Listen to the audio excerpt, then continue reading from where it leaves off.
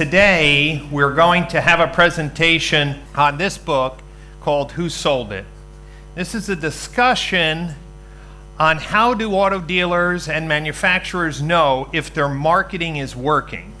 How do we know which places to place our money each month to hit our sales objectives? So we're going to do a walkthrough of some of those key concepts today. I had a great conversation at lunch today. What's the difference between selling cars in the US versus Holland? And it was a very lively discussion. Some of the things, if you don't know, someone can walk into the dealership without an appointment and within 2 hours walk out with a brand new car, with all their financing, with all their registrations. It's a more instantaneous world. So for some of you who say, man, it takes 5 days or 7 days, Mexico 2 months for someone to buy a car, we are spoiled as managers of automotive that we can get things done right away. Most of the differences are between your political and cultural differences.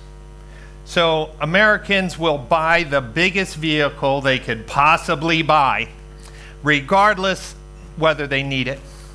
It's the truth, right? So you visit Texas and everyone has a truck, and you could see the back of the truck has never had anything in the truck. They've never used the truck. They just want the biggest truck.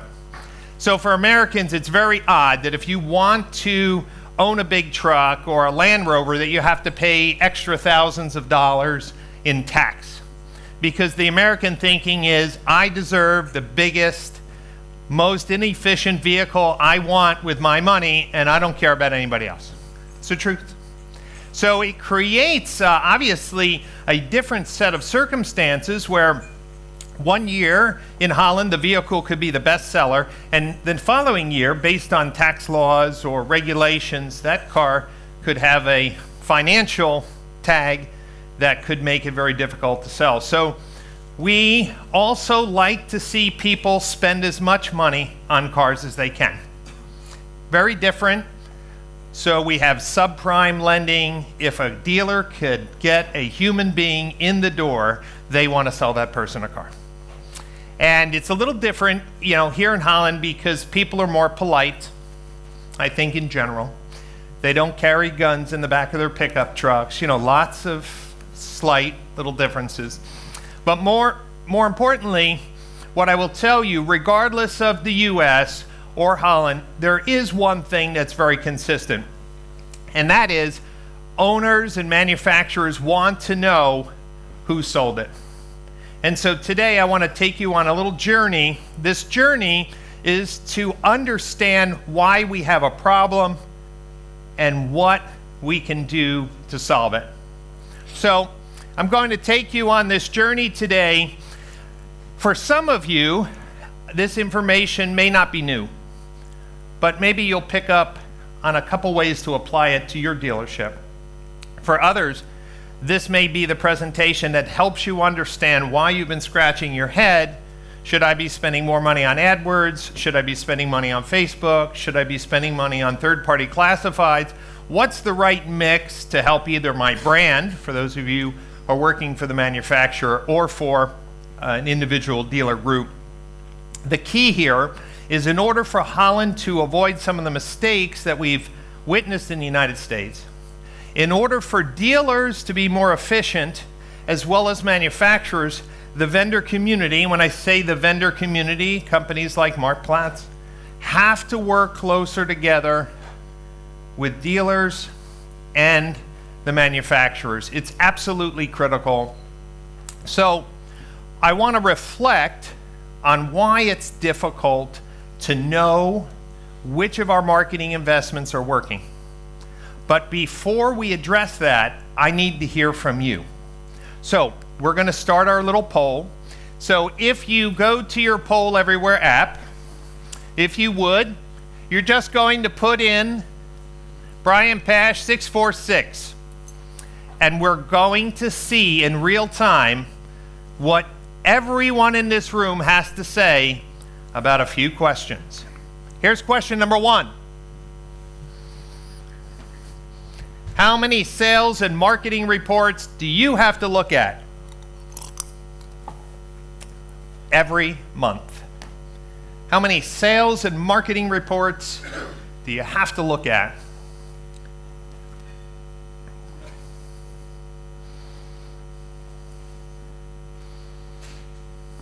Whoever said less than 5, you have the best job here in the room. I just want to say that. If you're hiring, please let me know. So, you understand, first of all, the question of who sold it is not a problem of not having enough reports. Someone could say, well, we don't know which marketing investments are working because we don't have enough reports. Well, if you have over 20 reports, you should have enough reports. Let's go to the next question. Do you have the training as a manager? You're running a dealer holdings group. You are working as a marketing manager for a manufacturer. Do you have the training to inspect the ROI, that return on investment? For every 100 euros you spend, how much in profit or sales do I get? Okay. The half of you, the people who said yes, could you please leave? We really want to work on just the people who need help today. All right, next question. This is a tricky one. When Mark Platt sends you a report, whoa. Oh, okay, thank you. When Mark Platt, your website provider, when they send you a report and said, you had 10,000 VDP views on your inventory this month, do you believe them? Do you believe them? It could be your website provider. It could be your Google AdWords agency. You got so many impressions. You got so many clicks. Do you believe those reports?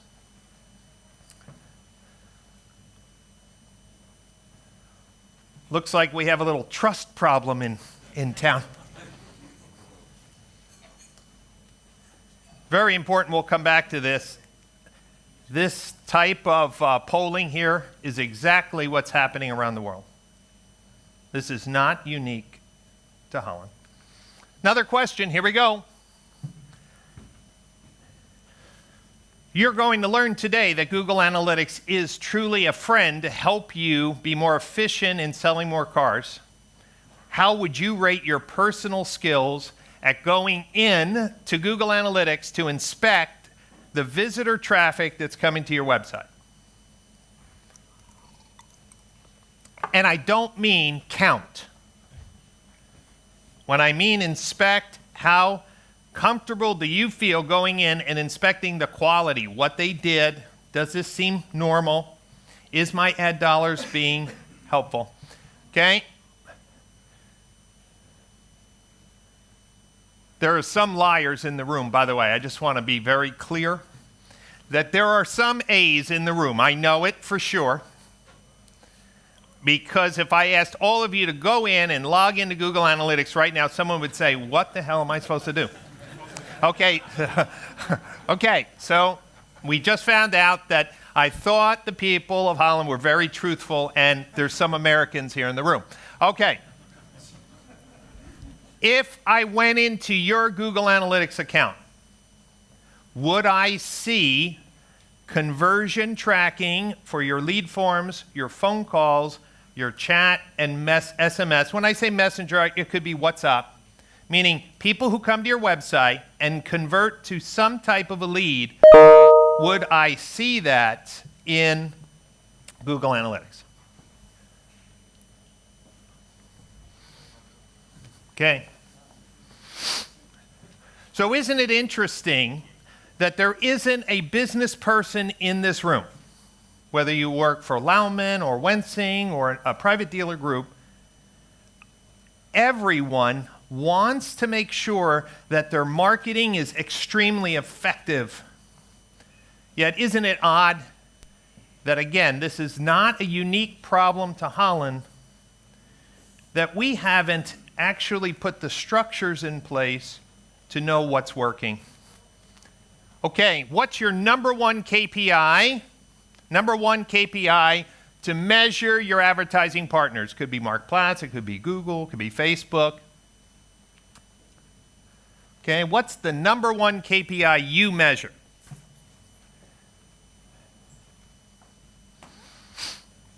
And I smile at the data because it just shows that most people in automotive, regardless of what country they're in, they think pretty much the same. Which is great, which means I get to travel and be relevant more often. So it looks like the majority of you look to leads, and I will tell you that leads are probably the worst single thing you could focus on. Now you say, Brian, there has to be worse.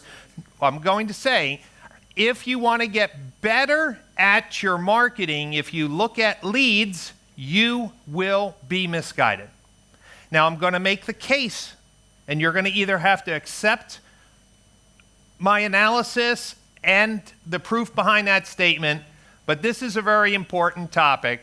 How about this one? Ooh, come on.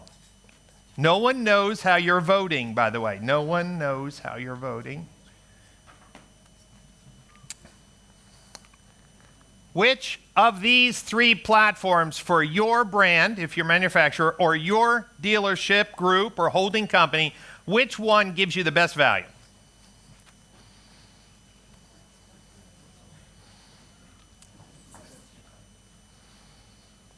And this survey was not pre-approved by Mark Platts, by the way.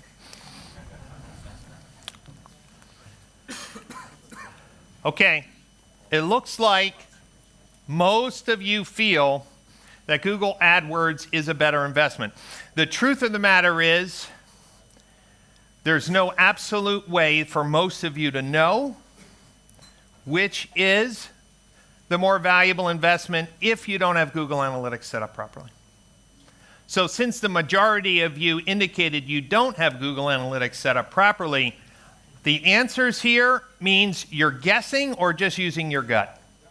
And I'm going to address that today as well. Okay, here's another tough one. You can please be honest at this moment. Which do you think is more valuable? Someone coming to your website and coming to a VDP, or someone going to Mark Platts and seeing a VDP? Which is more valuable for you to sell cars?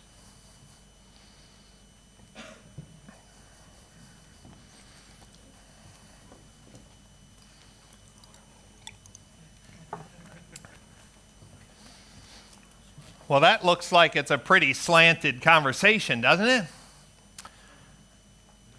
Here's the other truth to challenge you. This was a trick question. Because it doesn't matter that you got a VDP view. Makes no difference. The real question is what did the consumer do on the VDP? Let me say that again. Those of you who are thinking about hiring or firing a third-party classified based on VDP views or VDP value based on your own marketing, you're missing the point. If we want to sell more cars, the metric is not increasing VDP views, because I can inflate them artificially on your website. If any dealer in this group said, Brian, I need more VDP views, I would just send all my Google AdWords clicks to a VDP.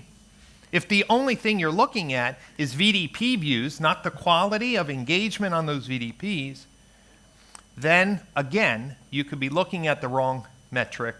So, one last question. This is a freewheeling question. You can put in any words you want. Why is it difficult for you? Remember, no one can see your responses. What is preventing you at your dealership, at your manufacturer, at your distributorship, as your importer, whatever? What are some of the words or issues that are preventing you from really improving your return on ad spend, right? For every $1,000 I spend, this is what I get back. Brian, this is what's holding me back. Skills, okay? management funnel, maybe how do we manage those leads or those opportunities? Okay, and when more than one person says the word data insight, okay, there it is. That's a big one. Sales data.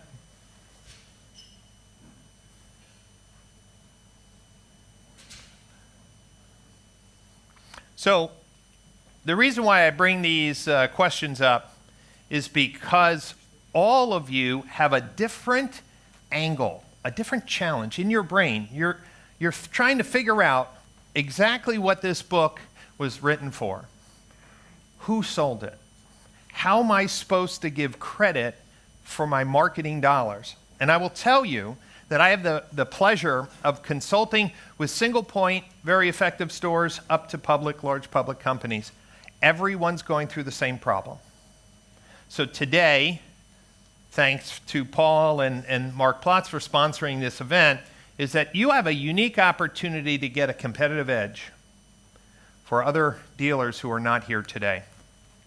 Last question. If your marketing produced a lead, if your marketing results did produce someone coming to your website or Mark Plotz, you got a lead, and it came into your Outlook or your CRM, how long would it take your team, on average, not your best person and not your worst person, on average, how long would it take for that person to get a polite and friendly phone call?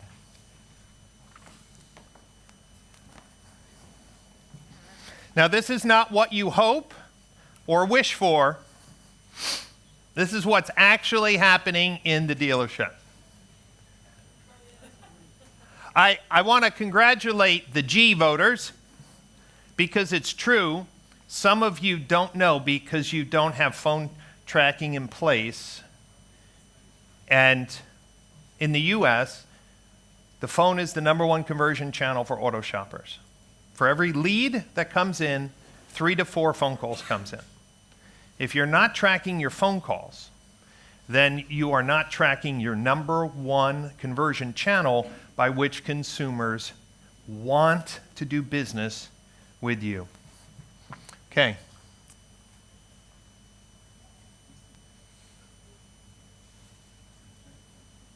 Are we happy with these numbers? Is it possible with the right staffing to get under 5 minutes? Yes. Is it scalable across an entire country? Probably not. But under 30 minutes, for sure. Under 30 minutes, for sure. So, you saw your data. I had 200 people in Boca Raton, Florida in November, and I asked them the same question that I asked you. Do you trust your vendor reports? And 60%, very similar to you, said, no, I don't trust. Remember, you told me that you're getting 5, 10, over 20 different reports, but isn't it funny? You're still looking at the reports you don't trust. Isn't that true? I hear dealers say, well, I'm spending $10,000 a month on AutoTrader, and I don't trust them. I say, well, what do you do with the reports? I look at it every month. Well, if you don't trust the data, why are you looking at it? Well, I have to. I'm spending $10,000, so I feel guilty. Is that a good use of our time? Of course not. So when I ask managers why they're frustrated, some of you shared, these were some of the things we received from polling managers in the U.S. The truth of the matter is it's not a lack of reports, there's just no actionable data. Do you feel that? You get reports on your marketing, and you're trying to say, well, what is my next step? Have you looked at your Google AdWords reports? How many says, I look at my Google AdWords reports? Raise your hand. Right? So you look at this, and you're saying, I have to sell 100 more cars next month. And you see how many impressions you got, what your click-through rate is, your cost per click, time on site, and average number of page views. That's the standard Google AdWords report. Isn't it funny that none of those metrics will help you make a decision on how to improve your AdWords for next month? Isn't that funny? The report that you get is absolutely worthless in helping you get better. So today I'm going to challenge you to leave here. Some of you represent multi-million-dollar brands, and some of you are small, independent, or just a single-point franchise. And maybe your marketing budget isn't that big, but every dollar has to go to helping you achieve your sales goals. One of the problems is Google Analytics is that it was not a required skill when some of you went to dealer management school or you came up in the business. It just wasn't a tool. But the answers to this multi-million-dollar problem start with at the single point store at Google Analytics. Here's typically what happens. If you're part of a multi-store group, your manufacturer may require certain websites. It's this way in the US. I'm just using some European website companies. But if you have a Toyota franchise and a Ford franchise and a Chevy franchise, whatever, in the US, it's very common a marketing manager has 3 or 4 different website platforms. And what they try to do is each month they try to take all the data from these websites, they put it in Microsoft Excel, and then they try to compare all of this data with their Google Analytics, and then they just pound their head on their desk. That's why a lot of marketing managers in the US have very flat foreheads. It's the truth. Because the marketing managers are challenged with going back to the owners and saying, is my marketing working? And here's the thing. Isn't it true every website company has different reports? There's no standards. They have different metrics, different file format, right? And you're supposed to do this on a regular basis. So part of the problem is that there are no standards for the auto industry to get better. So think about this. We have all of these vendors that are in your marketing mix. How do you know which ones to pick? How do you know how much to spend on each? Don't you think that's an important question? Yes or no? Yes. Has anybody figured it out perfectly? Anybody want to just say, I got it? God came down, handed me the marketing tablets and said it's 20% this and 10. Wouldn't you like that? You would sleep better at night. So the work that I've been doing over the last 2 years has been specifically on this one thing, to set standards in the automotive industry, and those standards are now adopted throughout the US and now starting to come to Europe, not because I benefit financially from them, it's because it's the only way that dealer holding groups and larger dealers with multiple stores are ever going to get to the question, who sold it, with a reasonable answer. Now, this is what's happening in the United States, okay? So 65% or higher of the dealer's marketing budget at the franchise level is spent on digital. Yet, right now in the US, sales are somewhat flat. I've estimated, just like you estimated here, remember, look at this number, 90%. I asked you what percentage you had all 4 conversion channels working, and very few of you did. 90% said no. Well, guess what? Same thing in the US. Dealers are spending a lot more money per franchise in Holland by sometimes a factor of 10 or 20 times per individual rooftop. In California, it's not uncommon for a Ford dealer to be spending $200,000 a month just on marketing, $50,000 on AdWords, and other $20,000 on Auto Trader. Lastly, you saw the statistics, over 50% in general, larger studies, of the dealers don't believe their vendor reports. Matter of fact, the spending is getting so out of hand that Burrell and Associates, they're a polling firm in the United States that talk to manufacturers and distributors and franchise dealers. Dealers are spending more and more on digital. Would you say that this year compared to last, you're spending more on digital here in Holland? Yes? That's the audience part. We didn't serve beer at the break, did we? No? Okay. So are you spending more on digital as a percentage of your budget? It's either like yes or no. Okay, thanks. All right, so let's dive in. We're spending more. We don't trust our vendor reports, And we're too lazy to set up analytics because, well, we have no idea what to do with it, even if it was set up. And yet, each of you wanted to come here today to leave and improve your business. So let's talk about it. There are many different ways in which consumers will shop for a car. Please, if anybody says to you, I figured out how people shop for a car, just kill them. Just out of my office. Every one of us shops differently. This is just one pattern, and it could be another pattern. Meaning, one of the things that the auto industry is realizing is that we can no longer rely on a person, a human being, to tell us how to optimize our marketing. We need artificial intelligence and machine learning to look at the millions of transactions in automotive to really understand patterns. It's too complex.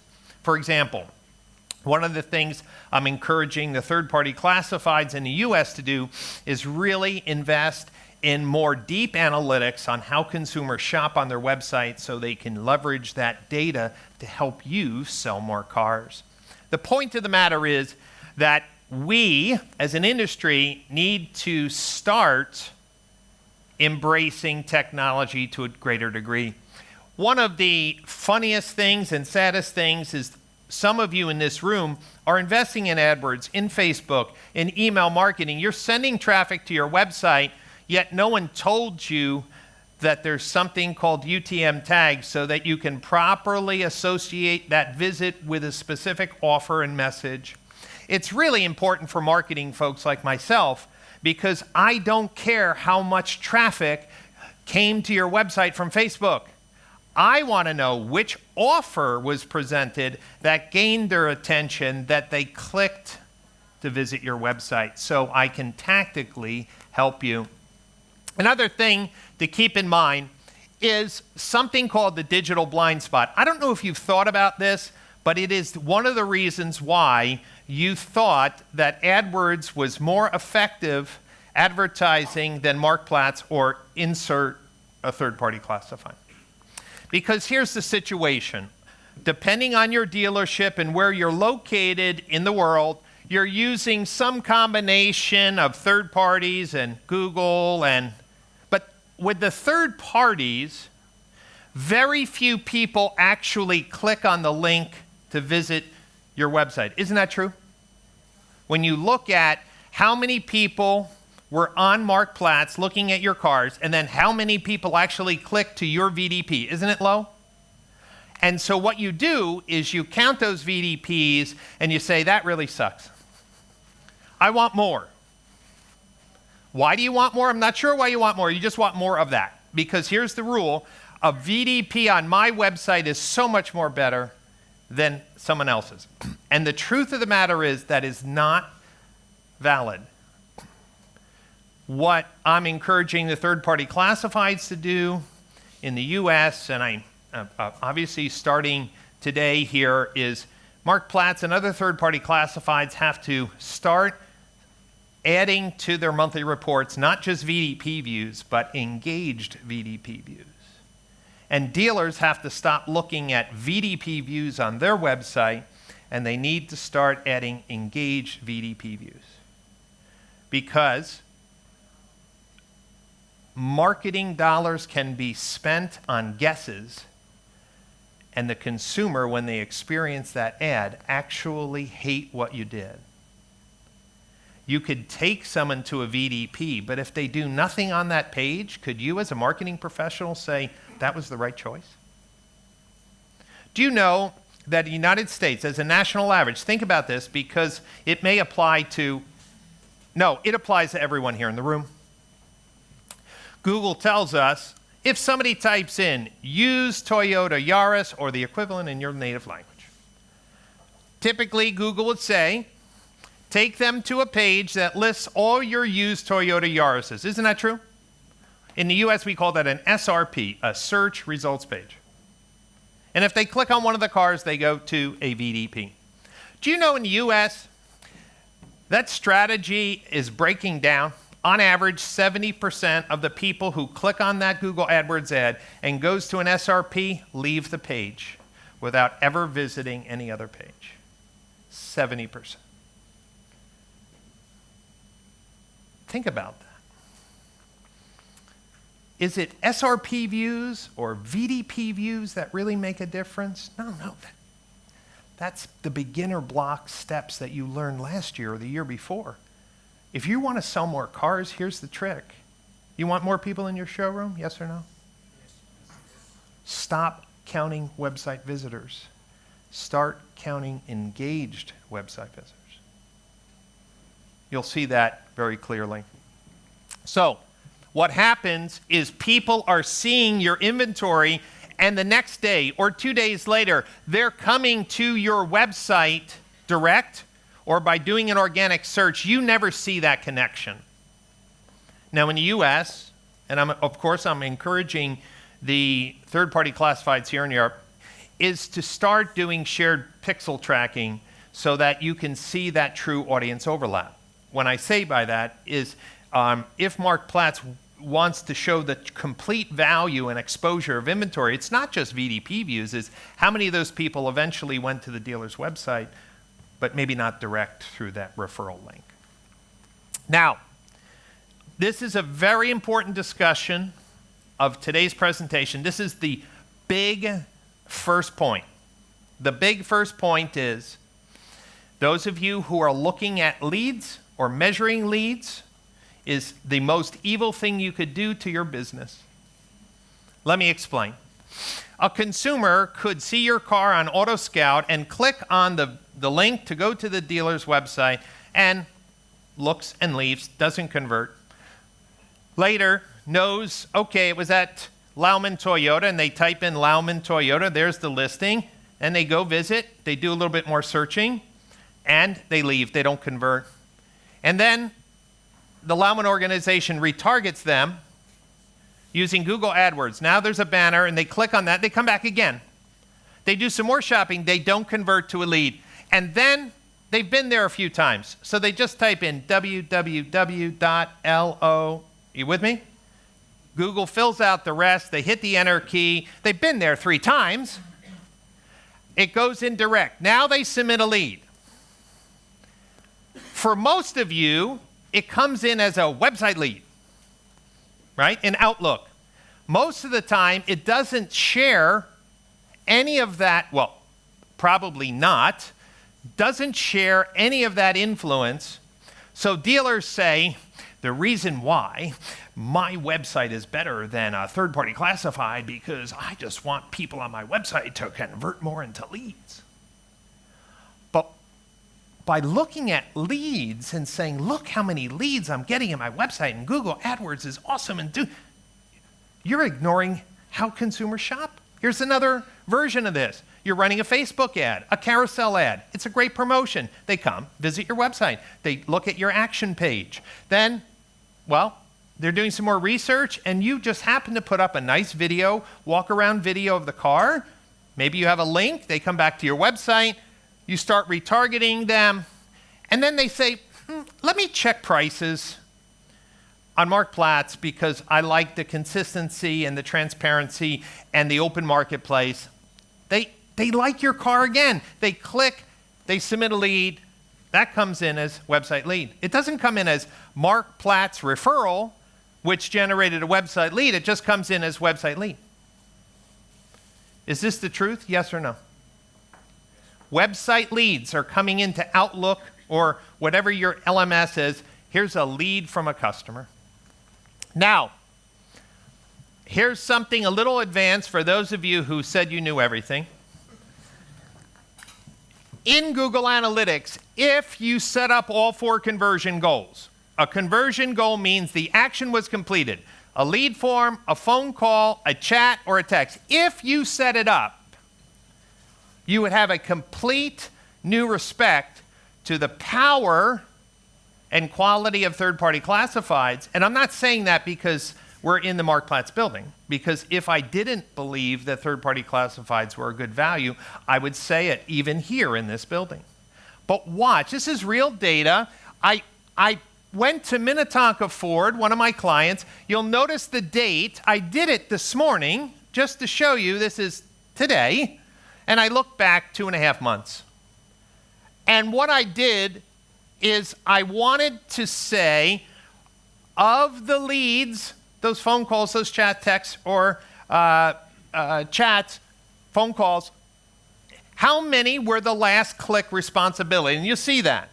Notice, if you track the last source, Car Gurus would have been credited for 9 leads. Do you understand that? The last click, remember those bubbles? It would mean Car Gurus is in the last position. They came and they called or submitted a lead. Auto Trader would have been given 15, and Cars.com 6. By the way, Car Soup is, or 11. Car Soup is another third-party classified in a small state.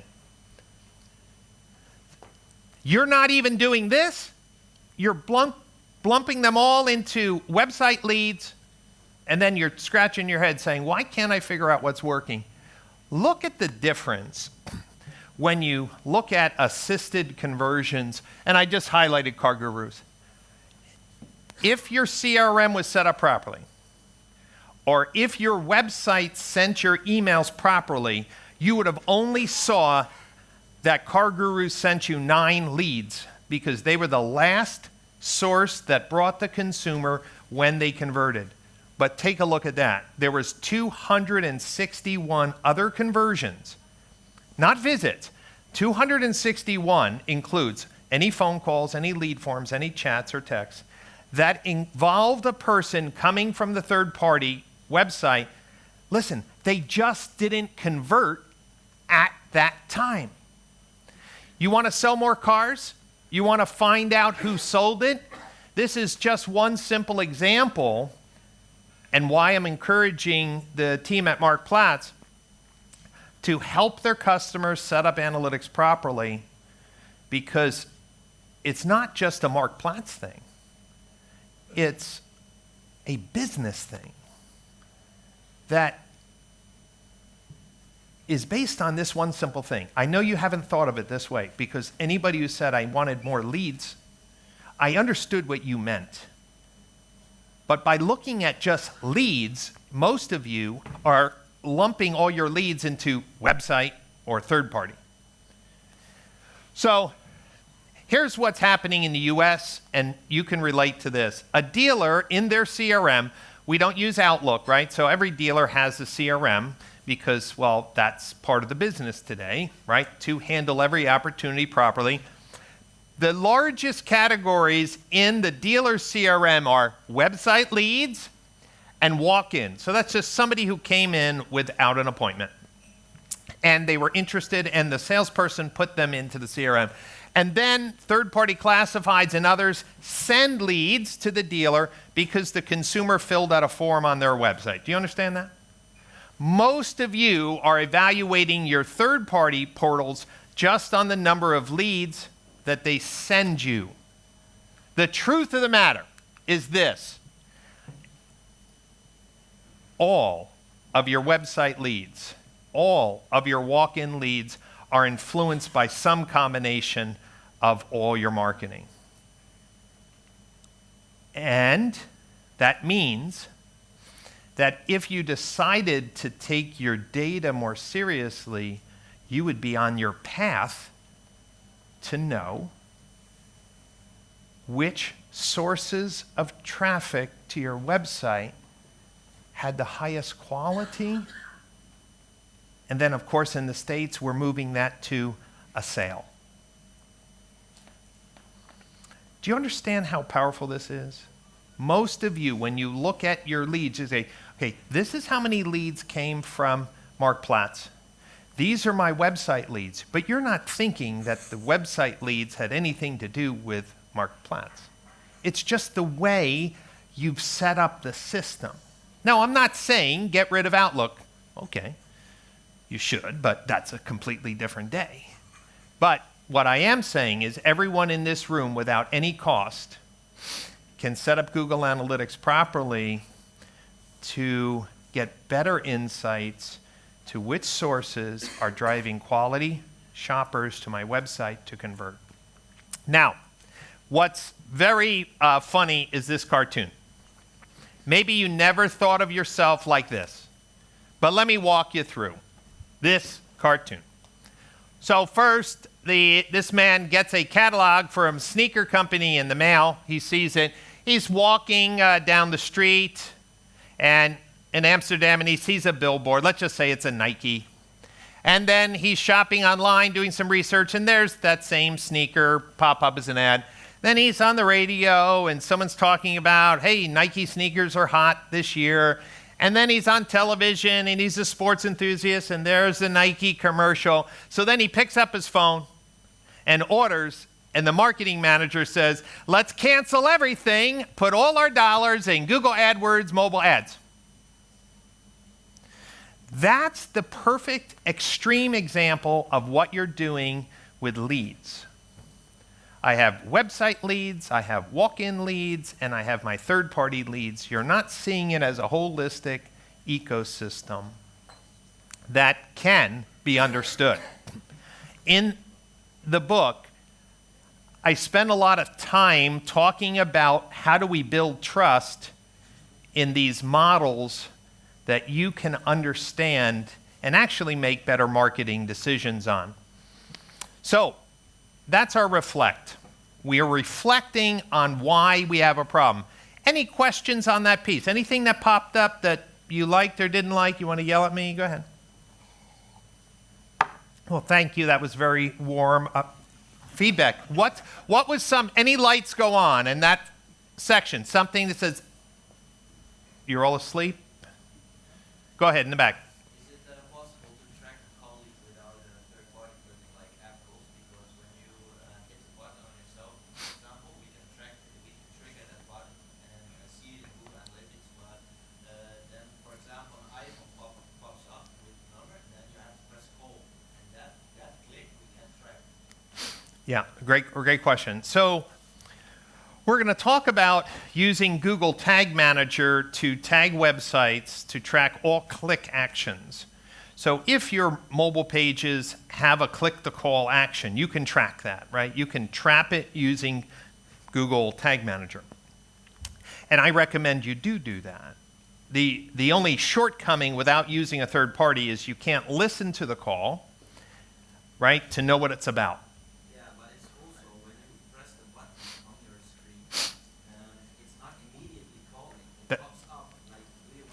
That's correct. Yeah, so that's where the third-party call tracking numbers come in, because if you're using dynamic number insertion, if they click, you know they just clicked, but they didn't talk to somebody. But the dynamic numbers, then they can tell you, yes, the call connected. Exactly, but then you have to check every channel, so direct, organic, and the third-party plugin costs money, so you need to pay for every call to get the data straight. And I would tell you that's the best money you could spend. Because, listen, it's my number one call channel, it's my number one conversion channel, and number two, here's one thing you're going to find out. Here's the stat from the US, and I'm glad you brought up calls.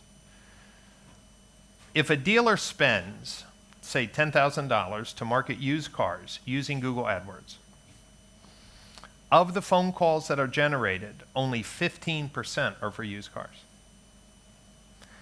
30% are for service, and the other 55% are just general administration calls. The reason why you should be not only tracking call conversions, but I call it call outcomes, is because you'll find out that the people who come from Marktplaats or a third-party classified and call your website, 95% of those calls are for exactly the purpose that you wanted. So quantity of phone calls even is a number to use as a metric. You need to know what was the outcome of the phone call. And that's why third-party call tracking is absolutely important, and pushing that into analytics can say, I spent $10,000 for used car marketing on AdWords. And here's the report you want. How many phone calls were for used cars? How many leads were for used cars? How many chats were for used cars? Remember, the chats, same thing. They could be for other things. That's really how you get better. And so we have to take steps. First step, record all conversions. Second step, listen to what those conversions or document what they're about. Let's talk about reimagine. Think about websites. And by the way, just so you know, we're taking a break at 6. We're going to have a walking lunch, which really sounds really bad. We would call it a working dinner. You call it walking dinner, right? Is that correct, Paul? Walking dinner. There's some funny things. The first time I came to Holland, after I presented, someone said, I loved your story. It's very common, right? In the U.S., that's like a fantasy. You know what I mean? Like I just told a lie or some, fib. Hey, you're full of shit. Okay, but congratulations. That's what it sounds like in America. Hey, I loved your story. It's like, no, it wasn't a story. It was like the truth. No. So we have the walking dinner, whatever that is, don't spill, and then we'll come back because there's really a lot of important things to cover. I want you to think about pivoting just a little bit today, just to pivot, to go back and start to challenge these things that you're looking at. Dealers say, I want more leads. Wasn't that true? The number one thing you wanted was more leads. Like, give me leads. But look at the evolution in the United States. We've been adding more and more information to our websites. In the US, when websites first came out for franchise dealers, every car was call for price. And in fact, if you remember the early days of online automotive in the US, if you've heard these stories, these are absolutely true. You can't do it here in Holland, but it happened all the time. If a consumer called the dealer and said, I saw this car on your website, how much is the car? If the sales manager heard them give a price on the phone, they were fired immediately. That was the thinking not too long ago. Never give the price to a person over the phone. Get them in. If we get them in, we can sell them. Think about today. In the US, we have 50 photos, a video. We have, if it's a used car, a vehicle condition report called the Carfax, whether it was in damage, was it had repairs.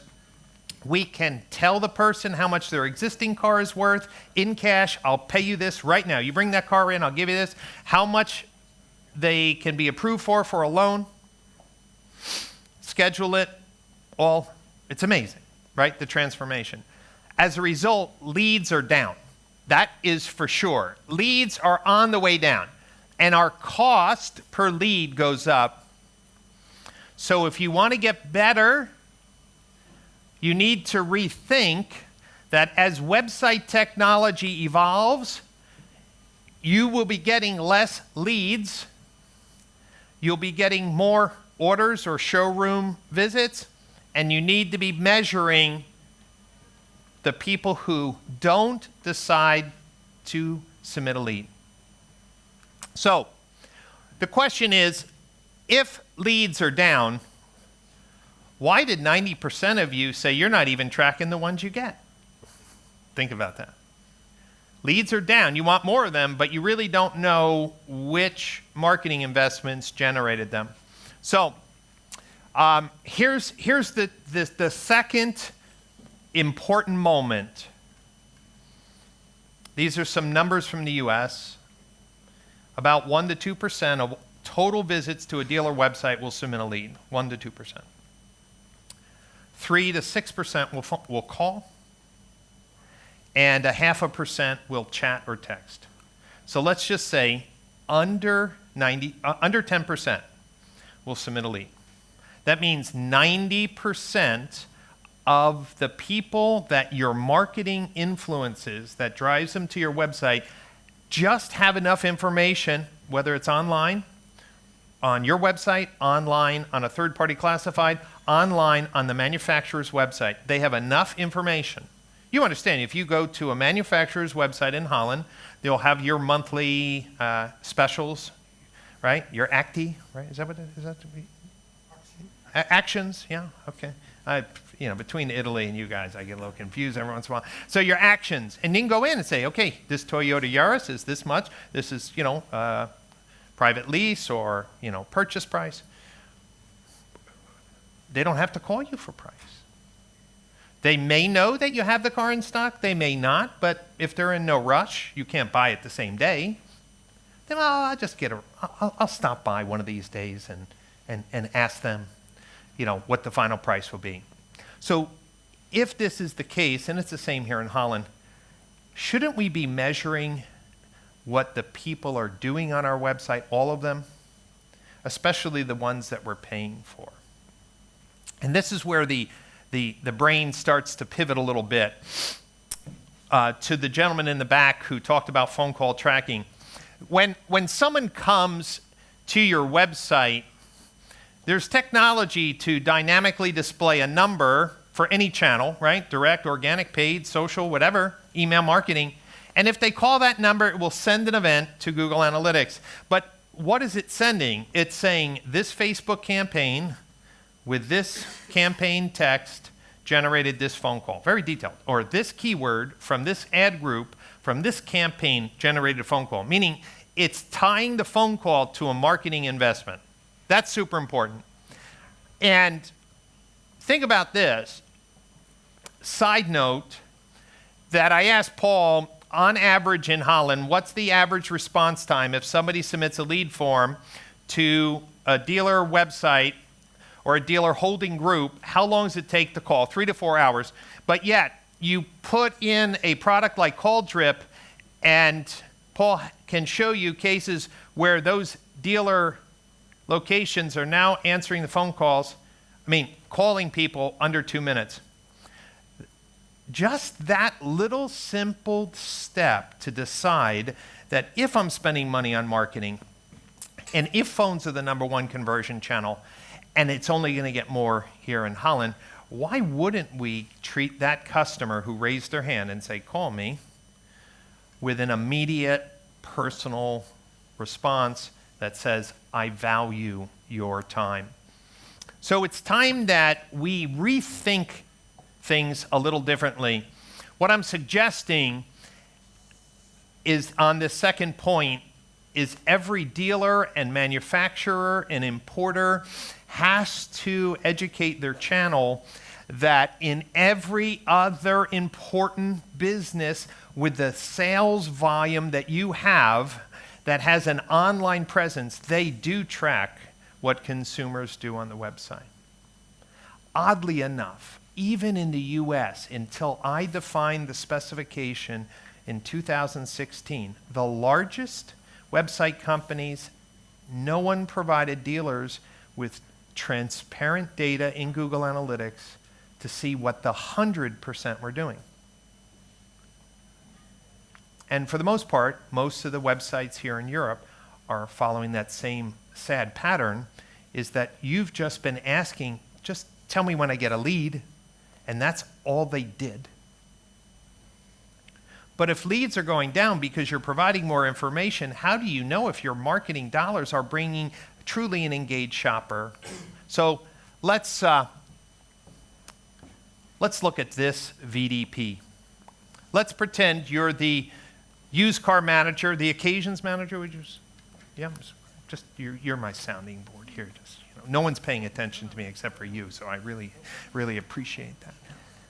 You're the used car manager, the occasions manager at Lauman, and a light bulb went off your head. Hey, I've been counting VDP views. If the used car manager, who's not a Google AdWords expert, he's not or she's not a Facebook expert, but you said to this manager, how would you know if someone was truly interested in this car? What would you say? What would be a behavior that would indicate that someone was interested in this particular used car? Scrolling down to read the equipment specifications? Going through the photos? Would you agree that photos is a really important thing? Yes or no? Yes. Stop for a moment. Look at your AdWords reports. In your brain, I want you to close your eyes. No, don't close your eyes. You're already falling asleep already. Can we serve tequila, Paul, at the walking dinner? Be a little lively crowd. So think about it. Think of your AdWords report. It shows new car marketing, used car marketing, maybe service marketing, how many sessions, cost percent. Does it tell you what percentage of those visitors looked at photos? You see what I'm saying? It's like for the average person, well, of course, he's a student of mine. He's a fanboy in the front row. Come on. I've been talking about this for 2 years, and it's amazing today that still any used car manager would say, I don't really care how many people came to this page because you could send them to that page if they never wanted to be on that page. But I want to know, did they scroll down? Did they look at the photos? Did they click on the specification? You see what I'm saying? That's right. Time interacting with the page.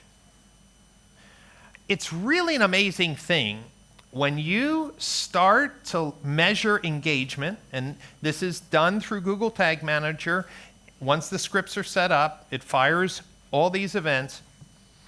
For the first time, you can actually look at your marketing investments and inspect the quality of the visit. Do you understand the big difference in that?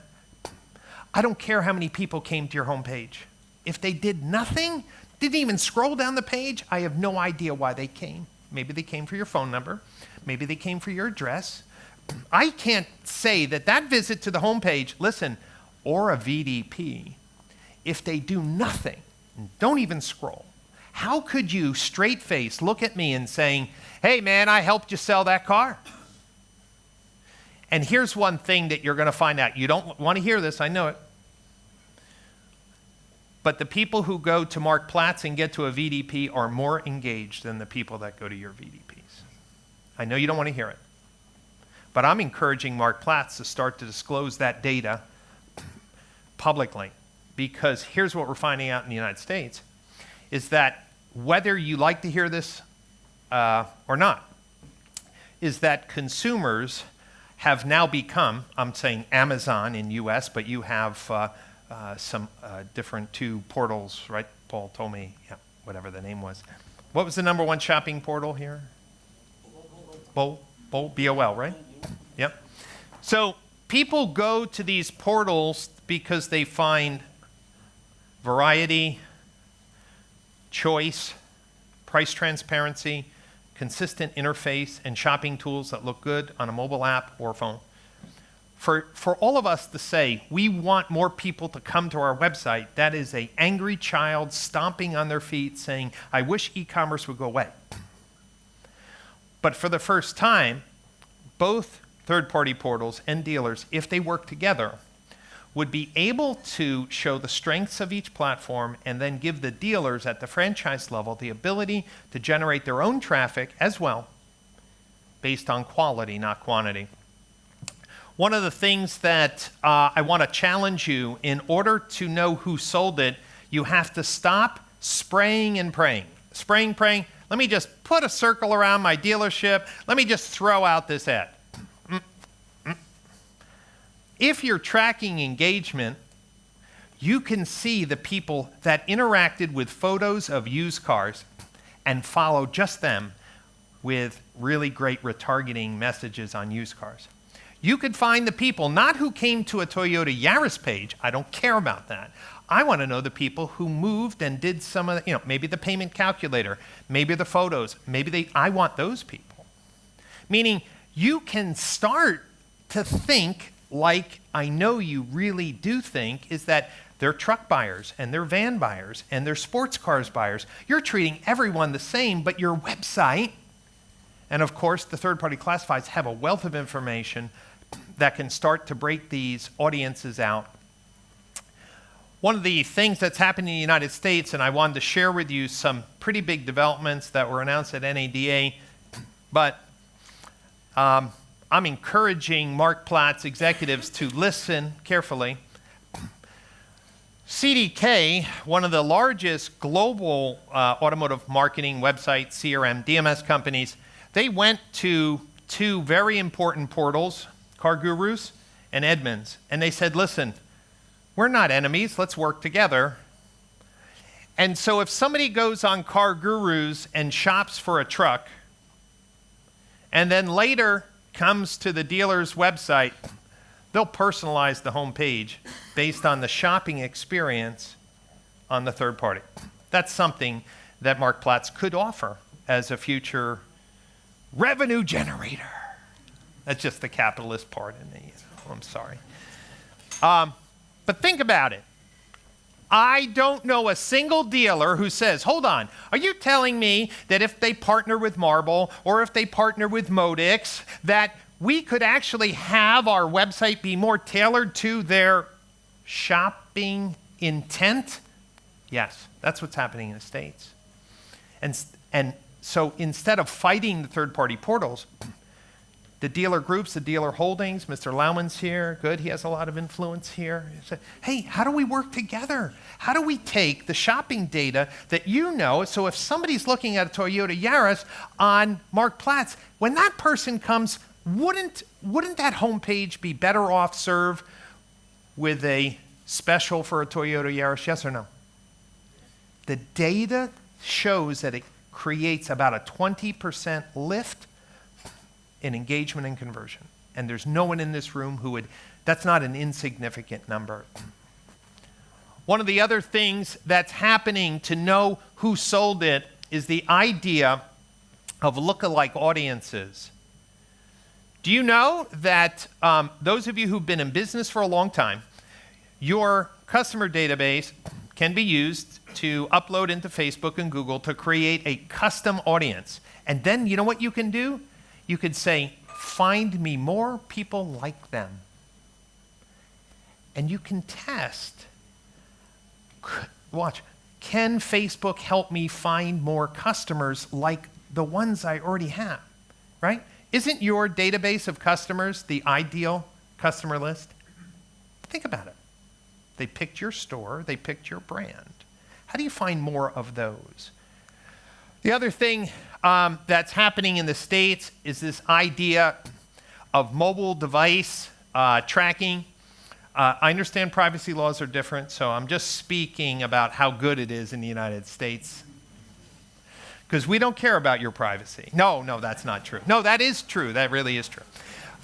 So if a device comes onto the dealer's Wi-Fi, we can look at that device and actually know who the customer is.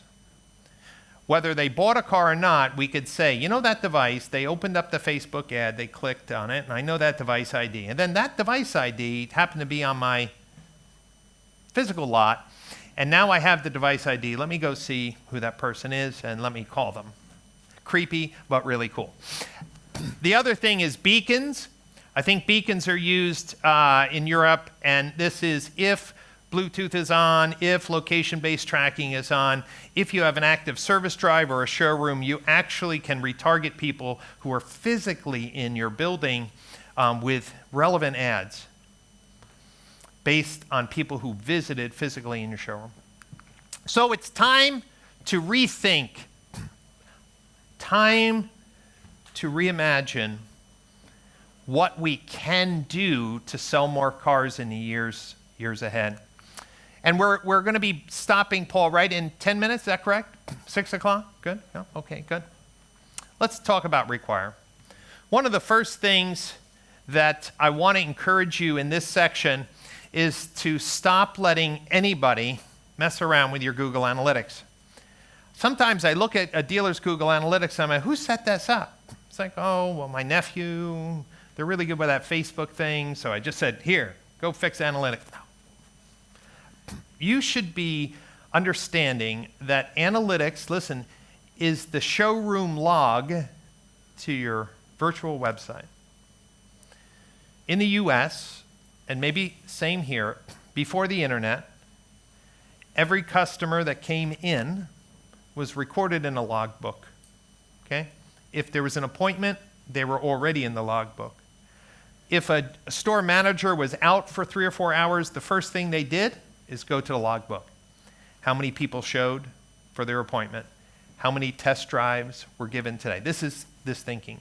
Google Analytics is the logbook for your website, so you can't afford to let anybody mess around with it. The second thing we have to do in retooling is we have to stop accepting individual reports and trying to match them up manually. If you think about it, you get your Facebook reports, your AdWords reports, maybe your call drip reports, your website reports, your chat reports, your portal reports, and you put them on your desk. You do this, right? Try to make sense of okay? The only way we're going to get better is we have to consolidate our data and work with our marketing partners to have consolidated reporting. I know that things have changed. There was a famous book, Who Moved My Cheese? Did anybody ever read that book? Who Moved My Cheese? One cheese lover back there, thank you. But think about this. You didn't grow up with Facebook. You may even hate Facebook. You didn't grow up with Google AdWords. You hate to see your kids at the dinner table with their face in their mobile phones. I get it. But it is our business today. And even though the cheese has moved, meaning the way in which we sell, the transparency at which we sell, the ownership models moving to subscription-based and not traditional lease or purchase, everything is changing. We need to pivot as well. In the US, dealers are finally waking up that in their customer database is the ideal model for the perfect buyer. And why aren't we using more data tools to find more of those people? One of the things that I think dealers in this room really want is this idea of what lever could I pull to get more people in the showroom? Would anybody like that box? Just a lever. Yeah, it's by your desk. And the sales manager comes in and says, boss, we're a little slow. What are we going to do? Say, hold on, let me just pull the lever. And as you pull the lever, more people start showing up. Is that a good lever? Yeah. Right. If we had beer, Paul, they would have already been laughing. Okay, so here's the lever. Really, there is, I'm telling you absolutely, whether you're an importer or a single point store, there is a way that if you increase something, you will get more people in your showroom. And it's not the metrics that you've been told. It's not more website traffic, and it's not more VDP views. It's not more SRP views. It's not more time on site, and it's not more page views per session. It's very simple. The answer to you to get more people in your showroom, to sell more cars, net sold more cars, is to stop looking at quantity and move to quality. And some of you who've heard me before, you know that this is something that I talk about often, but I'm not going to stop talking about it until more people actually start performing. The reason why I asked you to do the poll everywhere anonymously is you can see where the mindset of where we are today. The reason why a VDP view on Mark Platts versus a VDP on your website, you think that's more valuable. The real answer should be, Brian, that's a stupid question. I want the visitor who is the most engaged with that car. I don't care if they were on Mark Platts. If they went through all the photos on Mark Platts, played the video, looked at the specifications, and they spent 2 or 3 minutes compared to someone who came to the VDP and left, with me? Now, I know that's not what you meant, but that's exactly what you're looking at, because the only thing you have from your website provider, for most of you, is total VDP views, and that's all that Mark Platts is giving you, which is total VDP views. Wouldn't it be great to know how many VDP views looked at photos? We call that PER, photo engagement rate. What percentage of the VDP views included an engagement? I want the third-party classifieds to do the same thing. I do not care that you got 20,000 VDP views. How many people looked at photos? And here's the second thing you don't want to hear, but it's really a beautiful thing. The PER is higher on third-party classifieds than your own website. At the end of the day, some of you who think, I wish I could cancel all third-party classifieds, have a great Google AdWords campaign, have a great Facebook advertising campaign, you have your head in the sand. And you have your head in the sand for 3 reasons. Number 1, your email, Outlook, or CRM is lying because you're looking at last click attribution. Number 2, you have no way to measure the quality of traffic on your website versus another website. And number 3, you're entrepreneurs, so you don't want anybody in the middle of your business transaction. Isn't that true? But that's where the world is heading. That's the Amazonification of the world. Someone who has a small product, a commodity product, can't say, I'm going to build a website and sell 1 million of these things. All they have to do is put that product on Amazon and they can sell 1 million of those things. That's the consumers have spoken. So, as we take our break, when we come back from our walking dinner, I want to talk about now what are the steps you could leave here with to actually start to manage your business more effectively. The truth of the matter is, and I've done this hundreds and hundreds of times, when I work with a dealer, I typically find somewhere between 30 to 40% waste in their digital advertising. When I say waste, they couldn't see it because they were looking at clicks and cost per click and click-through rate and page views and time on site. They weren't looking at what did they do. And as a result, there were some campaigns that were really great in engagement, but typically they were underspending in them. And they were spending a lot of money on things that didn't bring great engagement. When you retool your business, whether you're a single point dealer, an independent used car dealer, a leasing company, importer, or manufacturer, absolutely the rule is clear. It makes common sense in your gut that you should stop looking at volume and look at quality. Doesn't that make sense to you? You want to sell more used cars? Get more engaged people to the VDPs. What do I mean by engaged? People who look at photos, people who click on the finance tool, people who click on the specifications. Well, how do I measure that? You tag your website using Google Tag Manager, and you get that data in Google Analytics, and then you say, hey, my Facebook campaigns, how engaged were they? My AdWords campaigns, how engaged were they? My email marketing campaigns, how, you see what I'm saying? Instead of using your gut, let the consumer's action tell you the intent and the success of your marketing efforts. A lead is when a consumer raises their hand and identifies themselves that they need help.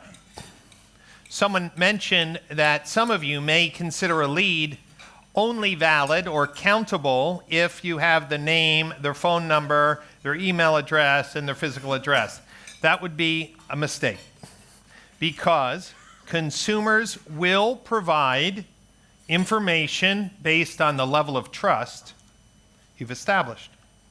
If someone had a bad experience with a car dealer, they may only give their email address because maybe they had a bad experience where the salesperson called them too much.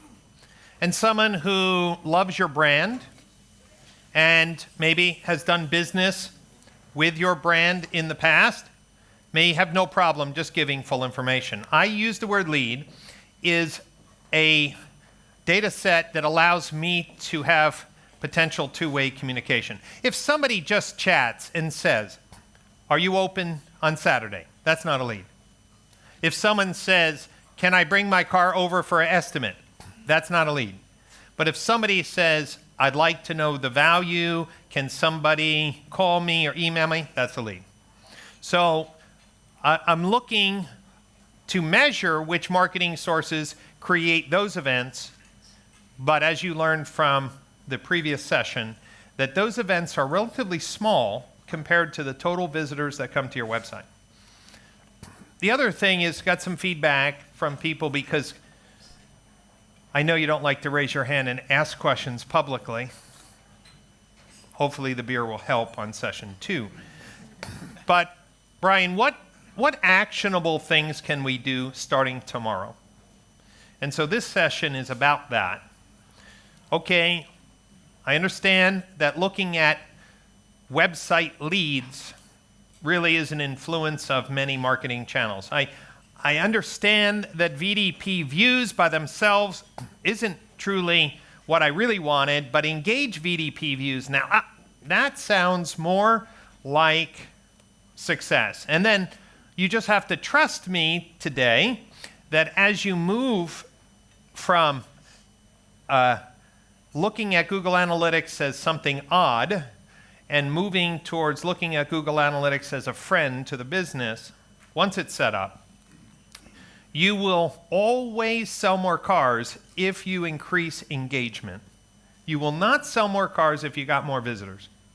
Because I could send traffic, I can take your money and send you traffic all day long if you're just looking for hard counts. And that's a shift. So let's talk about the retooling. One of the things that's transforming U.S.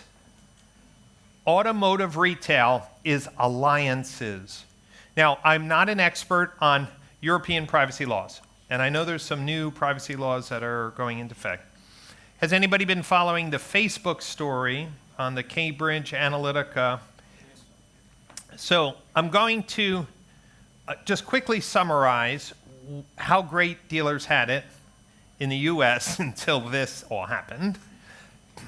In addition to the Facebook profiles, there was a company with registration data, vehicle registration, ownership, and they provided that information to Facebook, so I could then target people on Facebook based on the model that they owned, how old it was, how much they paid for the vehicle. You can imagine how beautiful that was. And then data sources on creditworthiness and data sources on service history. So a dealer could very effectively, say you're a Volvo dealer, you could say, I want to present this offer to people who own a Volvo XC90 that's 2 years old and in this zone that has a good credit quality. That's pretty amazing. So the whole Cambridge thing kind of blew that up.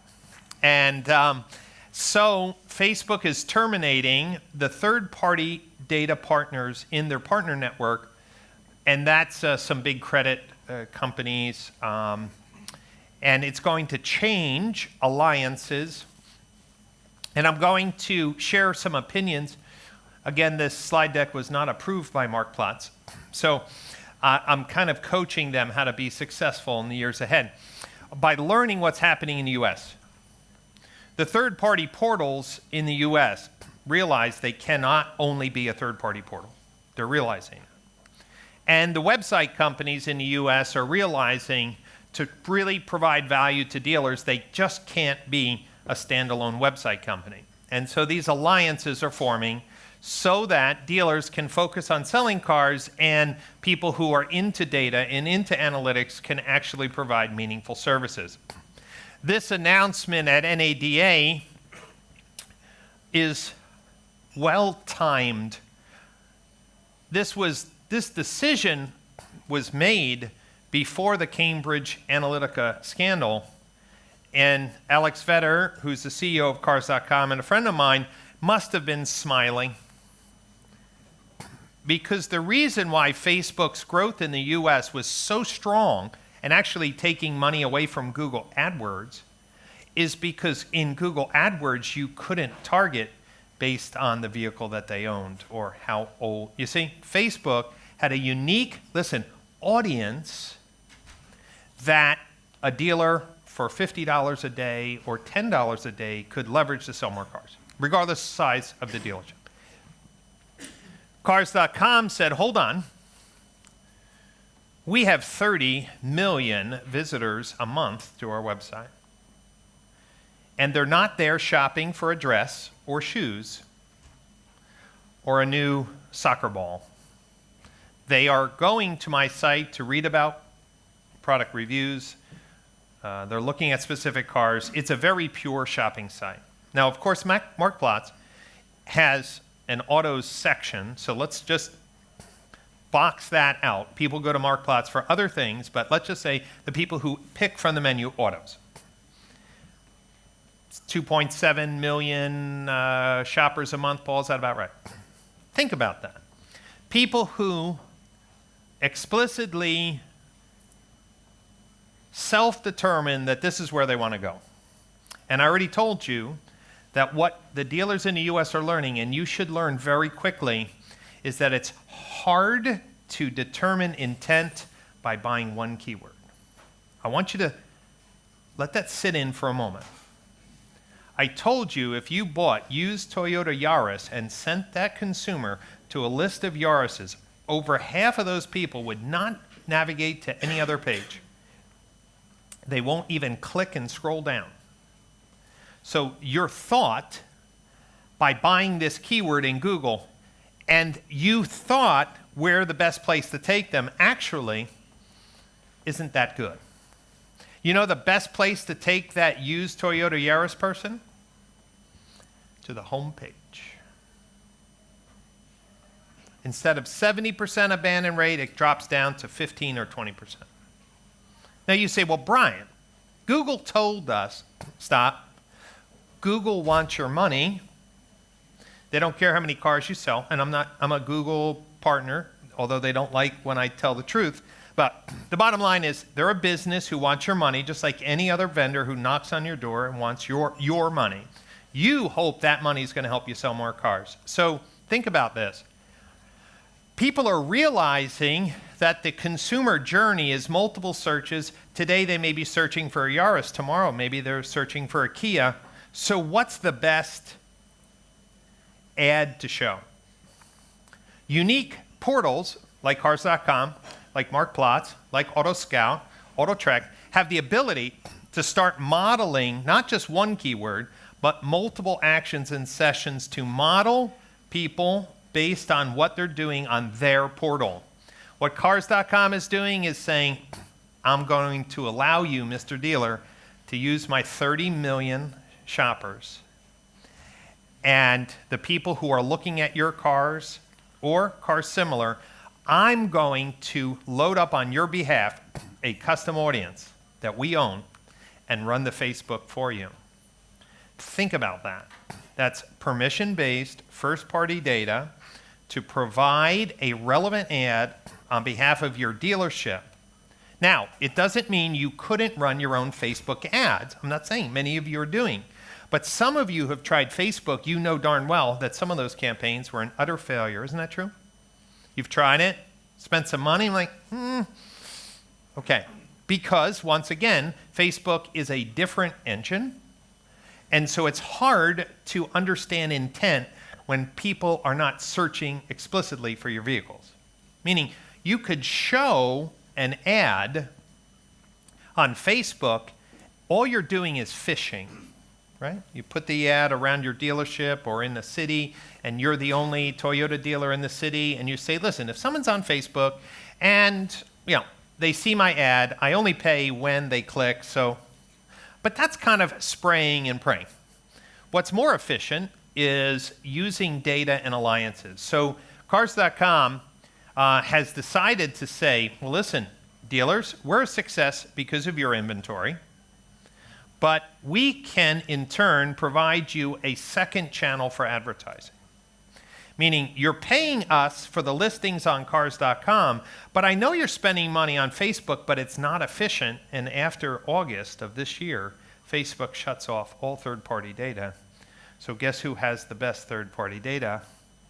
Cars.com, AutoTrader, because it's first-party data to them. And if they run the Facebook campaigns, you can win.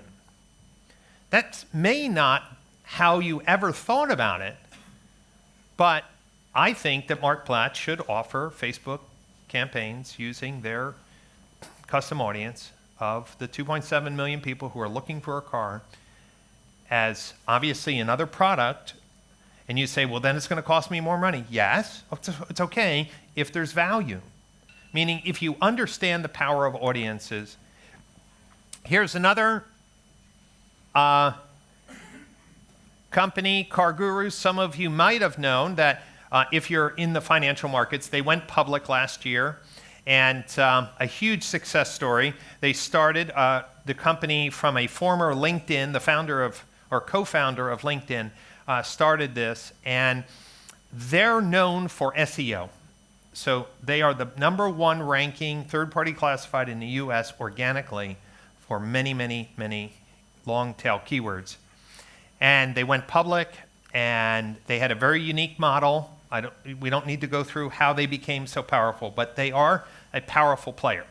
And they spend millions of dollars modeling AdWords and consumer actions on their website.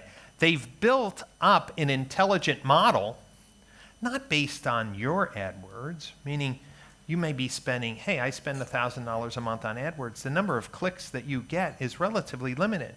But when you're spending millions of dollars on AdWords, you get a different data set. You get the data set to say, what happens if I buy this keyword and take them to an SRP? What if I buy this keyword and take them to the homepage of Car Gurus?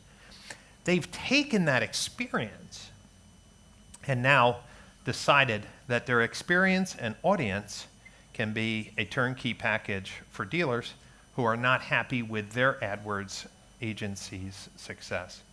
What I'm trying to show you is that the e-commerce plays of automotive are the Mark Platts, the Auto Scouts, AutoTrack, just like in the US, it's Cars.com, AutoTrader.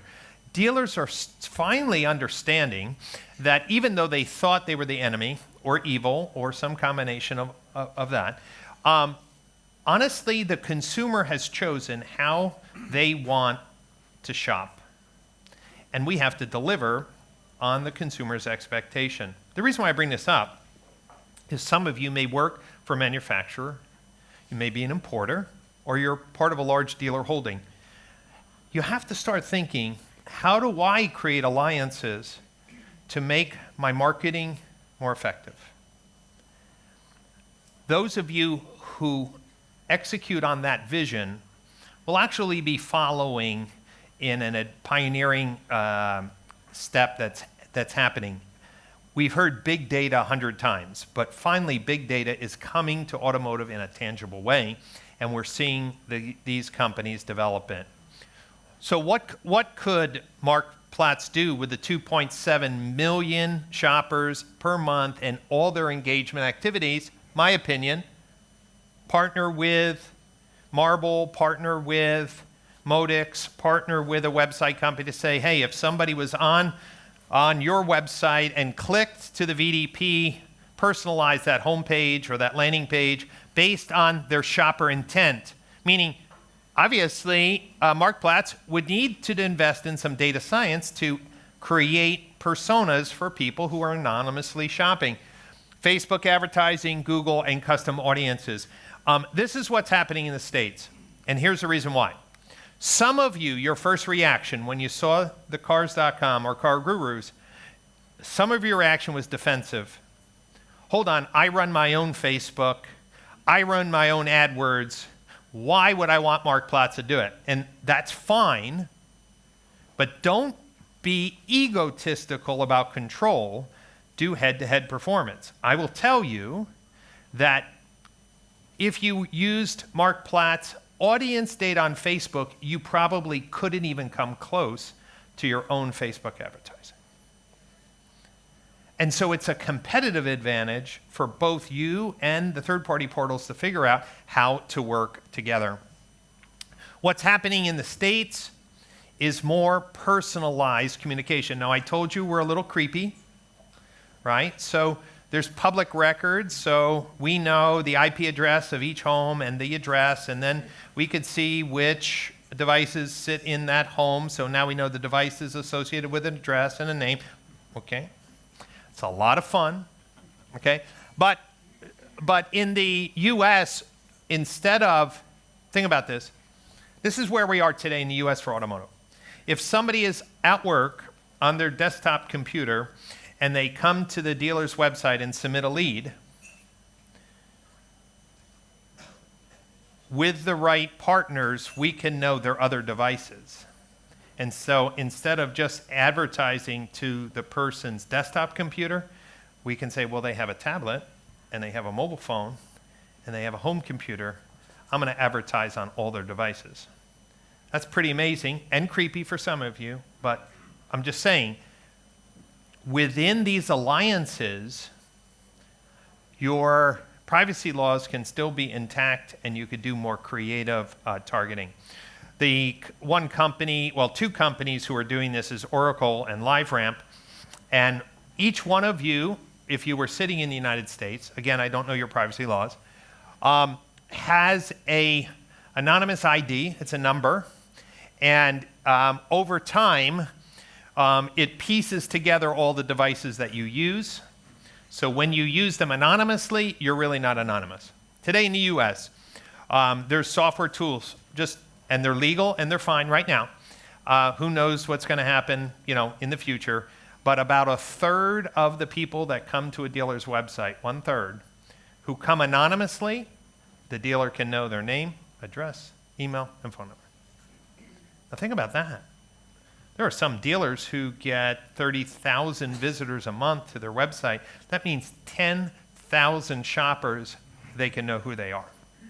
Send them a direct mail piece, send them an email. You understand the power of that? The creepiness? Okay, I get it. As a marketer, as a dealer, I love that, right? We spend all this money to build a website just because a consumer doesn't want to give a lead. That's fine. I'm not asking them, but if it's publicly permissible, find out who that is. I want to send them an offer. I want to send them a personal letter from the store manager saying, look, we're offering to local consumers our latest action, our latest promotion. So the retooling, one of the things you have to decide, hopefully all of you, is that what is permissible here in Holland. Yeah, Brian, it's good to know what's happening outside. I do believe data alliances will transform Holland. Whoever does it first, whichever OEM does it first with the third parties, is going to have a strategic tactical edge. The dealer holdings that work in conjunction with some of these exclusive first-party data portals like Marktplaats will have an advantage. That's clear in my mind, and whoever jumps at that ball and grabs it will win.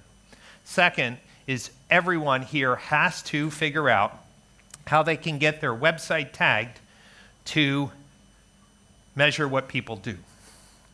And this is not a product. I'm not trying to sell you anything.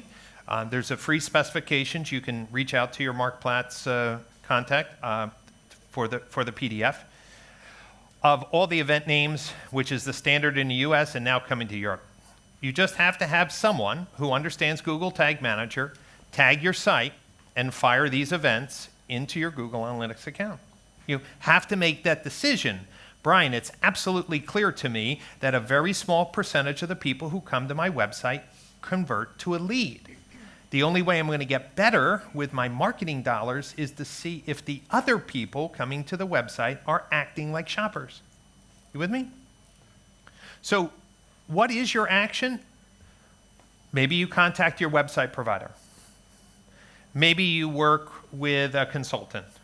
But under no circumstances, and I understand a very, very small dealer say, well, Brian, I only get 300 people a month to my website. I'm not really sure what I could do with that. You could take that approach, or is that an opportunity for you to be very nimble and grow that business through smarter usage of your small budget? So you have to make this decision to tag your traffic. And then once you do decide to tag your website, then you can stop only measuring quantity. Meaning, if you don't want to take this step, let's go back. If you don't want to take this step, you cannot get better. That's just fact. You don't have to argue with me at this point. We can do that later. But if you do take the step to know what people are doing on your website, then instead of looking at metrics that will not help you sell more cars, you can balance the scales with quality metrics. So by looking at, this is how much I spent in marketing, divided by the engagement points, my cost per engagement. 0 engagements per page, and this is all in the free spec. You can just ask your Marktplaats rep. ZEP is, listen, what percentage of the traffic did nothing? That's super important. It's the true bounce rate, because bounce rate as a metric is a horrible metric. Please never use bounce rate in any other conversation after today. If you get up at any meeting and saying, my traffic is good or bad based on bounce rate, just stop. Okay, put on the dunce cap, go stand in the corner. Okay, bounce rate is a horrible, horrible, horrible metric. It means nothing in automotive. What is really useful is if I'm measuring what people are doing, if somebody came to my website and never did anything a shopper would do, that's important for you to know for quality. So high ZEP could be bot traffic. High ZEP could be ads clicking people to a page that consumers do not want to engage in. High ZEP could be slow loading mobile pages, right? It just means that when the person came to the page, they didn't do anything that you would think a shopper would do. Now, it's very important to understand the national average for ZEP is overall website traffic is about 25%. And if you think about it, ZEP can never be zero because there are people who come to your website just to get your phone number, right? Or your address, right? Most of you have, well, in the US, in the header is typically the address and phone number. So it's okay to realize that there are some people from your AdWords campaign who click on the ad, they just want to validate where you're located. You can't help it, it's just the fact. But here's the truth. When you start having 60, 70, 80, 90% ZEP, you are blowing your money. Because you are paying for a visitor that's demonstrating no shopping intent. And that's an eye-opener. We talked about photo engagement rate, the percentage of sessions that engage with photos, not went to a page with photos. PER only triggers when they swipe on their mobile phone through the photo gallery or they click on the photo gallery on a desktop. Engagements per session is when you don't have paid traffic, like your email marketing or earned media, your Google My Business listing, you don't have a cost, right? It's just a free listing. Your emails really don't have a cost. They come out of your mail program. So how do we know if one email template is better than another? We look at the traffic that the email generated and score the engagement. Hey, you know, when we used this subject line and we gave an A-B choice, we got a lot of people coming to the website and they were highly engaged. Matter of fact, 3 times our normal engagement on email. Let's learn for that. How many of you send out email marketing campaigns and never really benchmark what's working from an engagement standpoint? And lastly, form completion rates. And again, this is part of that free PDF document. What percentage of people who click on a button finish the form? It's very interesting. There's a big debate on how much information you should request, right? Some people say, I want first name, last name, city, phone number, email address. Great. How do you benchmark whether that's the right?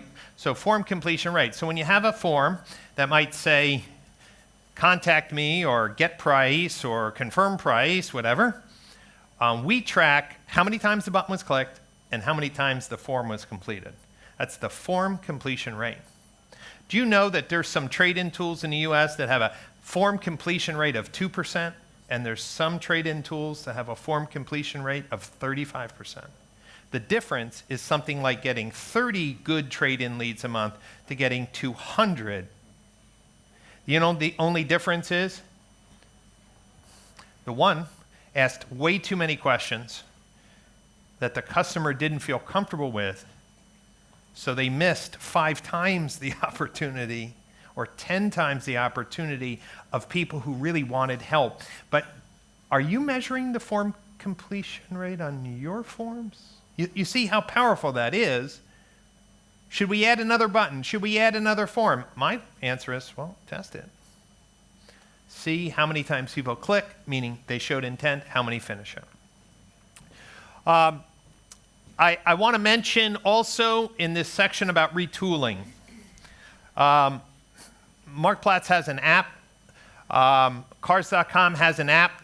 They've started to build out reports, and this is brilliant, on how many of the users of their app actually step on your lot, okay, using geofencing. So I'm pretty sure you have that ability, maybe not down to the person, but could you imagine just understanding the value of a third-party classified like the Mark Platts mobile app to say how many people were on your lot that were an active user of the Mark Platts mobile app? Meaning, this is starting to tie the online to offline visit. Of course, Google 360 is working with retailers and automotive dealers around the world on tying online clicks on AdWords to showroom visits, okay? Whether they use beacons or other things. This is something you need to piece together. Marktplatz, you need to piece this together. Dealer groups, dealer holding groups, manufacturers, you need to start bringing in, we saw over 60% of the traffic to Marktplatz was mobile. Was that the number, or was it higher?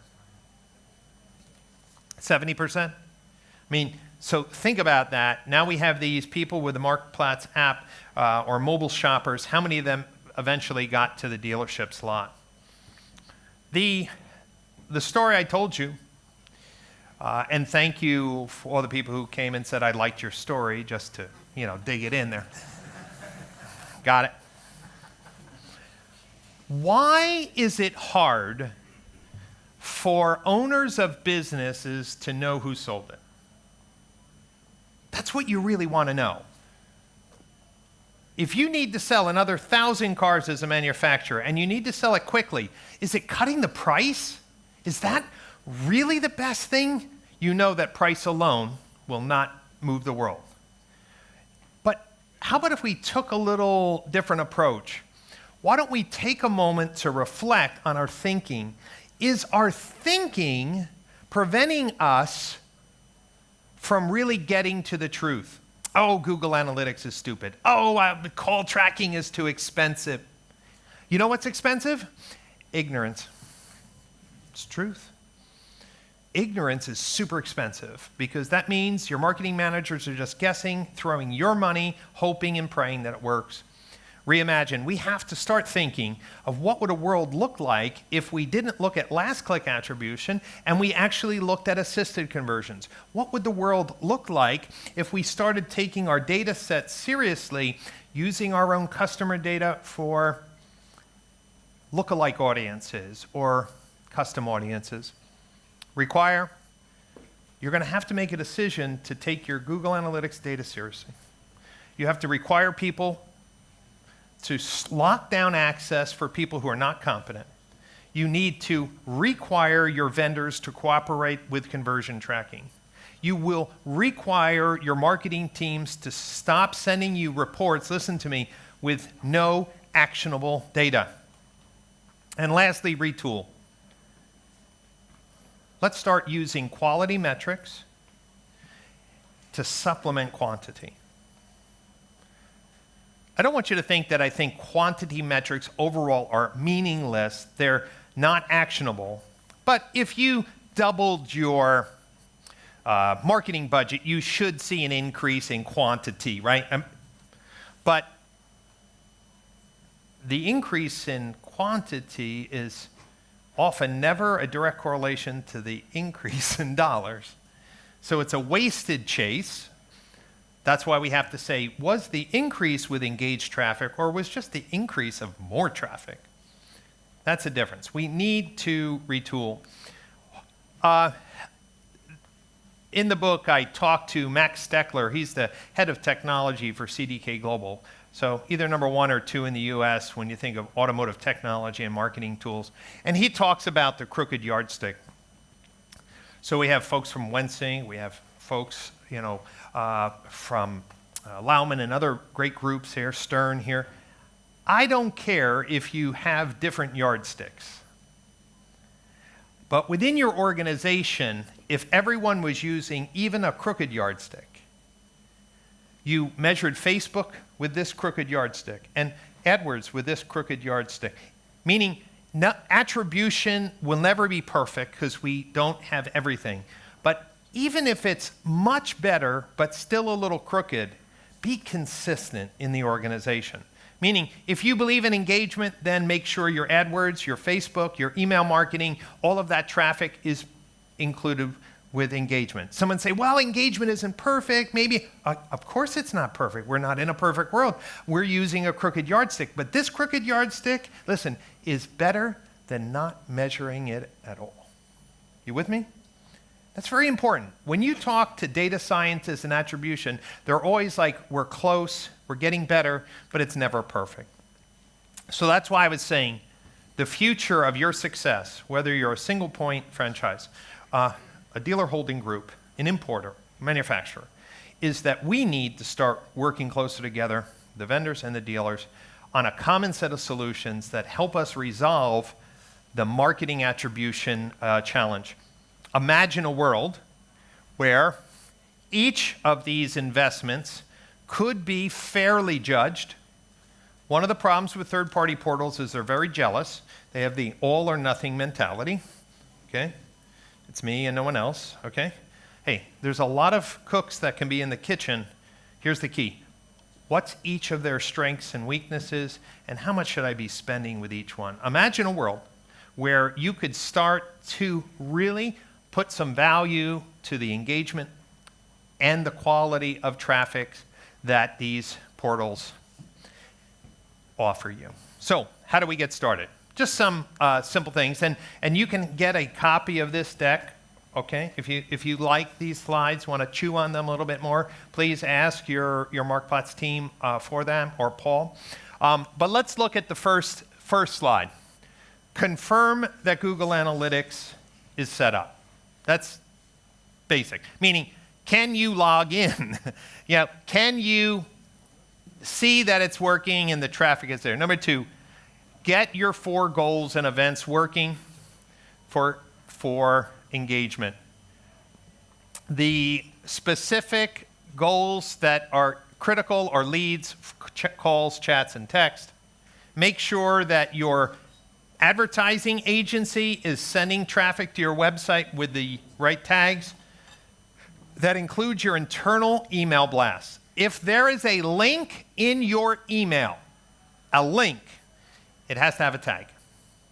And for the Marktplatz team, on your app, if there is any links in the app to go to the dealer's website, it has to have a UTM tag. Has to have a UTM tag. If you don't tag links on a mobile app, they will not show that it came from the app. They will show it as direct traffic, and that is a crime for Marktplatz because it's missing all of that traffic. And then that nice report that showed you all the different third-party vendors, that's called a custom channel grouping. And I'll be working with the Marktplatz team to customize that for Holland. And maybe in the next week or so, you can ask them for it, and it's just a link. You click on it, and it will build that beautiful custom channel grouping, which would be all the portals, all the traffic sources in Holland that would make your reporting easier. That's crawl. And then the walk. The walk is get your website company or a consultant to install the Google Tag Manager scripts. Make sure they're working. Start using assisted conversion reports. Get rid of those last click. Start inspecting traffic quality. Find the campaigns that are bringing people to your website, listen, that aren't acting like shoppers. It's almost too simple, but I'm just telling you, there hasn't been a single dealer that has not sold more cars by eliminating the traffic they're paying for that has very, very suspicious or low engagement and moving those funds to campaigns that drove engaged shoppers.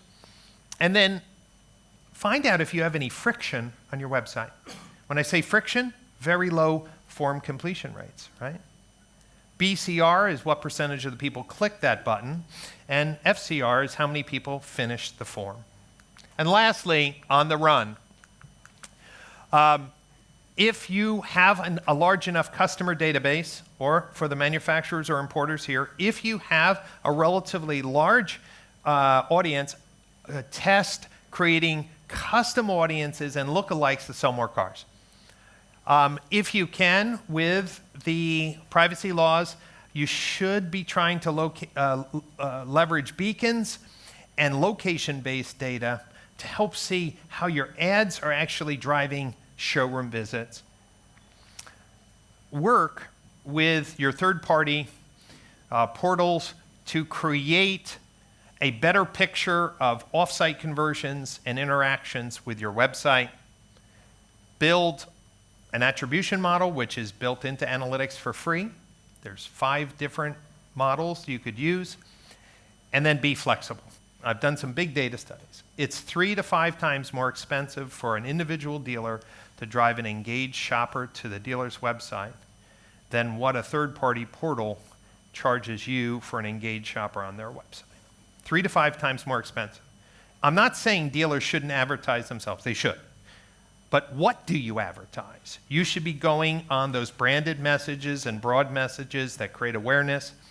But when you look at the engagement data, you will be surprised at one big thing, that Google overestimated how easy it was to be Mark Plotz.